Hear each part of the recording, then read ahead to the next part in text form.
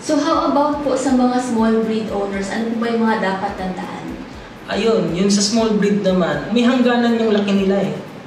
Huwag mong pakainin ng tawag nito, ng katulad ng large breed kasi ang mangyari, magiging obese yung alaga natin. At saka hindi dapat tayo magiging masaya yung alaga natin. Maglalagay pa rin tayo ng pagkain, tapos kain lang sila ng kain. Tapos yun, sobrang cute na nila. Pero hindi na pala okay, nagiging obese na pala yung alaga natin. Huwag natin gawin yun para hindi magkakasakit yung alaga natin. At saka yung iba naman, pakain lang ng pakain, tapos walang exercise nangyari. Yun, tulog lang ng tulog yung alaga nila, hindi na ini-exercise. Walang silbi yung pagkain na binibigay nila.